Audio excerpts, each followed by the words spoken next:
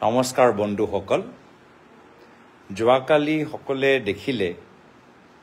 যে কেনেদৰে আমেৰিকাত তেওঁলোকৰ ষ্টক মাৰ্কেট ৰেগুলেটৰ SEC আৰু তেওঁলোকৰ আইনী বিভাগ ডিপাৰ্টমেণ্ট অফ জাষ্টিচ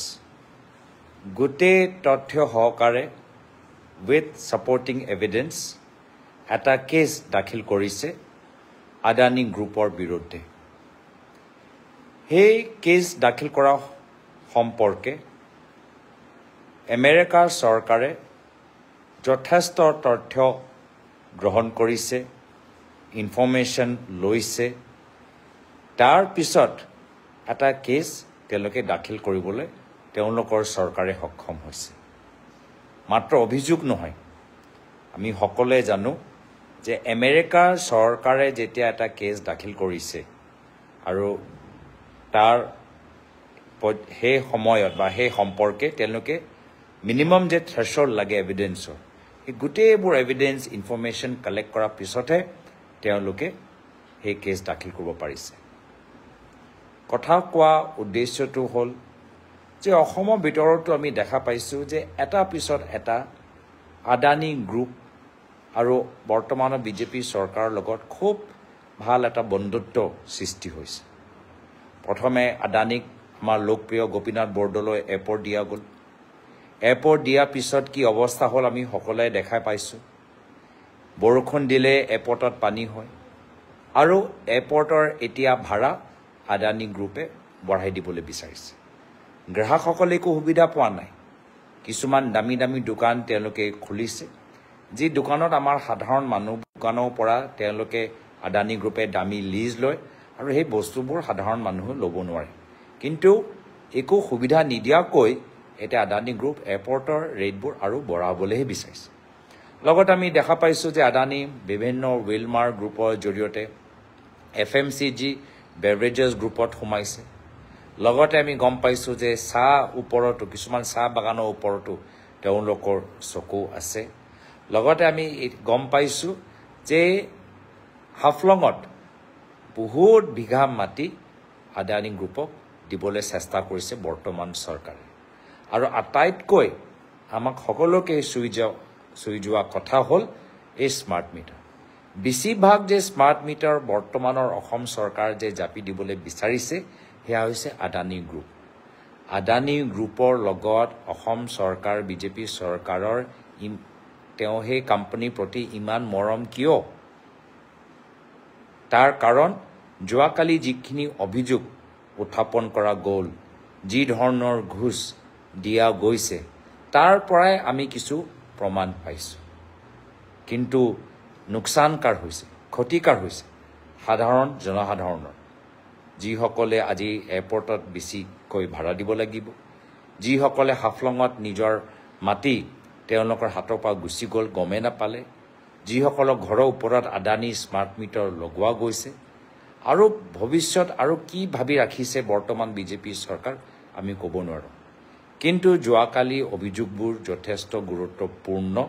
আৰু মই ভাবোঁ বৰ্তমানৰ বিজেপি চৰকাৰ যিমানবোৰ চুক্তি আদানী গ্ৰুপৰ লগত কৰিছে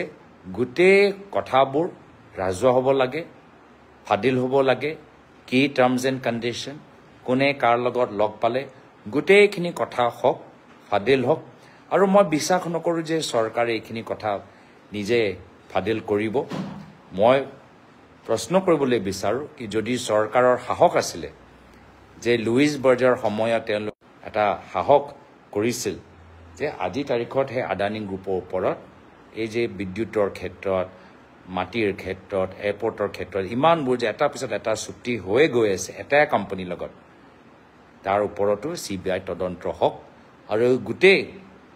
যিদৰে কেনিয়াত আমি দেখা পালোঁ কেনিয়া চৰকাৰে কেনিয়াৰ ৰাষ্ট্ৰপতিয়ে আদানী গ্ৰুপৰ লগত যিমানবোৰ চুক্তি আছে চব তেওঁলোকে বাতিল কৰিলে আৰু সেই ভিডিঅ'টো চাব মই নিজৰ টুইটাৰৰ ওপৰত দিছিলোঁ ফেচবুক ওপৰতো শ্বেয়াৰ কৰিম যে যেতিয়া কেনিয়া সদনৰ ভিতৰত কেনিয়া চৰকাৰৰ ৰাষ্ট্ৰপতিয়ে যেতিয়া ক'লে যে আমি গোটেইবোৰ আদানীৰ লগত সহি কৰা চুক্তিবোৰ বাতিল কৰিছোঁ সকলোৱে স্বীকাৰ কৰিছে সকলোৱে তেওঁক সম্বোধন কৰিছে শুভেচ্ছা জ্ঞাপন কৰিছে আজি এনেকুৱা এটা পৰিস্থিতি যে আদানী গ্ৰুপৰ কাৰণে ভাৰতৰ ছবি আজি ক্ষতি হৈছে বেলেগ দেশ আজি আমাৰ ফালে চাই কৈছে যে আজি ভাৰত চৰকাৰ মাত্ৰ এটা কোম্পানীৰ কাৰণেহে কাম কৰে নেকি প্ৰধানমন্ত্ৰী মোদী ডাঙৰীয়া আমাৰ ভাৰতৰ গোটেই বিদেশ নীতি আদানী কোম্পানীৰ মুনাফাৰ বাবে ত্যাগ বা বলিদান কৰি দিছে গোটেই মেচিনাৰী তেওঁৰ কাৰণে আজি বাংলাদেশত গ'লে তাতে আদানী কন্ট্ৰাক্ট শ্ৰীলংকাত গ'লে আদানী কন্ট্ৰাক্ট মলদ্বীপত গ'লে আদানী কন্ট্ৰাক্ট অষ্ট্ৰেলিয়া গ'লে আদানী কন্ট্ৰাক্ট আফ্ৰিকাত গ'লে আদানী কন্ট্ৰাক্ট মিডল ইষ্টত গ'লে আদানী কন্ট্ৰাক্ট মানে প্ৰধানমন্ত্ৰী এইবোৰ বিদেশ ভ্ৰমণ যে কৰি আছে তাৰ ভিতৰত মাত্ৰ এটাহে কোম্পানীকে প্ৰমোট কৰিবলৈ বিচাৰে নেকি ইয়াতো অসম চৰকাৰে ভাৰতৰ ভিতৰত ইমান কোম্পানী আছে সদায় এটা কোম্পানীকে যে ফেভাৰ কৰি থাকে তাৰ কাৰণ কি তাৰ ৰহস্য কি আমি জানিবলৈ বিচাৰো লোকতান্ত্ৰিক দেশৰ ভিতৰত ৰাইজে এই জনা অধিকাৰ মিডিয়া যোগেদি কথাখিনি ফাদিল নহ'লেও ৰাইজে জানিবলৈ বিচাৰিব বহুত বস্তু বেছি দিন লুকাই নাথাকে আমি আশাবাদী যে সকলৰ সমৰ্থন আজি আমাৰ এই দাবীৰ লগত আছে যে CBI কেছ হওক আৰু গোটেই যে চুক্তি অসম চৰকাৰ আৰু আদানী গ্ৰুপৰ মাজত আছে তেওঁলোকে খন্তেক সময়ৰ বাবে স্থগিত কৰক আমাৰ আৰু ক্ষতি হোৱা নালাগে আমি নিজৰ সম্পদ এটা বিশেষ কোম্পানীক আৰু সম্ভালি দিবলৈ বিচৰা নাই তো আজি এইখিনিয়ে কথা মই ভাবিছিলোঁ যে আপোনালোকৰ সন্মুখত মই শ্বেয়াৰ কৰোঁ আৰু আপোনালোকৰ যিদৰে কমেণ্টছবোৰ মই পাই আছোঁ মই কমেণ্টৰ ভিতৰতো যথেষ্ট সমৰ্থন দেখা পাইছোঁ মই সবকে মই ধন্যবাদ জ্ঞাপন কৰিছোঁ আমি উদ্যোগৰ বিৰুদ্ধে নহয় উদ্যোগ আমাক লাগে কিন্তু ৰাহুল গান্ধী ডাঙৰীয়া যিদৰে নিজৰ এটা লেখত লিখিছিল যে আমাৰ ভাৰতৰ ভিতৰত বহুত ভাল ভাল উদ্যোগপতি আছে ডাঙৰ উদ্যোগপতি মধ্যম স্তৰৰ উদ্যোগপতি নতুনকৈ আৰম্ভ কৰা নতুনকৈ ব্যৱসায় আৰম্ভ কৰা উদ্যোগপতি সকলোকে স্থান পাব লাগে যেতিয়া সকলোৱে আগবাঢ়ি যাব পাৰে যেতিয়া কম্পিটিশ্যন হ'ব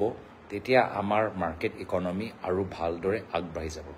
মাৰ্কেট ইকনমিত কম্পিটিশ্যন নাথাকিলে মাৰ্কেট ইকনমিত মাত্ৰ মনোপলি থাকিলে মাৰ্কেট ইকনমিত মাত্ৰ